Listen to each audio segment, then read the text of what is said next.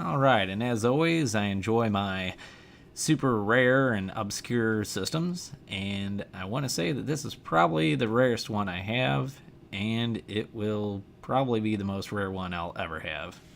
I'd like to say I didn't have to pay too much for this, but yeah, this is probably the most I had to pay for any retro console. Still not a bad price, though.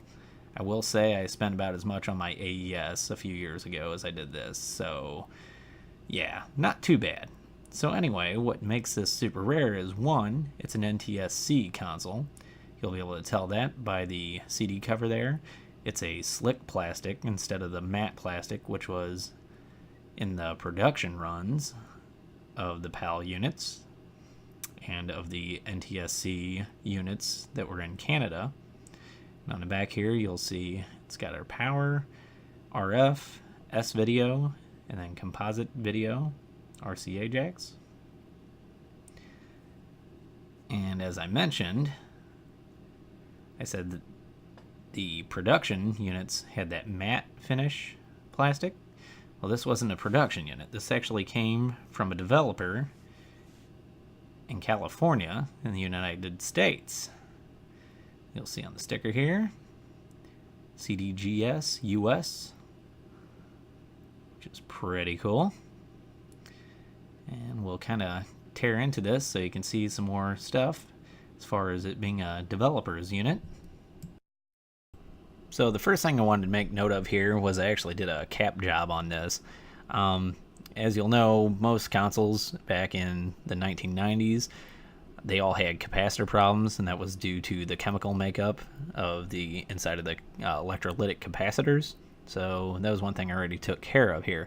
And what I wanted to show off here in this picture was that these capacitors in these early models, they don't match up with what is listed on the board. You'll see the positive is actually matched up with the negative leg on both these capacitors here. And that's a telltale sign of an early production CD32. And here I wanted to show off that on the RF it says ING run CDGS NTSC, so that just further shows that it's an NTSC model. Okay, and then as you'll see here, it's board revision number 2, and then next to that is the EEPROM, which is flashable, the CDOS apparently.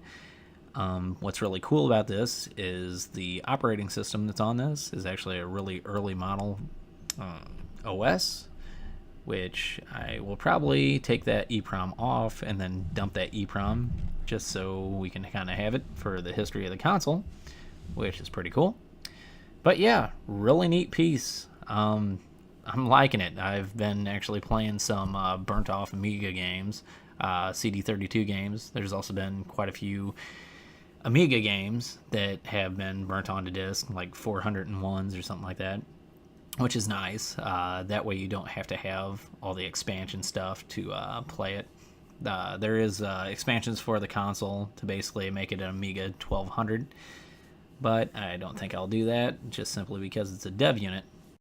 And as always, thanks for watching, and hopefully in the future I'll have more oddity hardware for you guys to check out. I know I'm always on the lookout for it.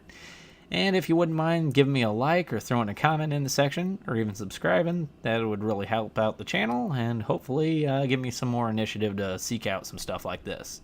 I know I really enjoy it, and I hope you guys do too. Anyway, thanks for watching, and I'll see y'all later.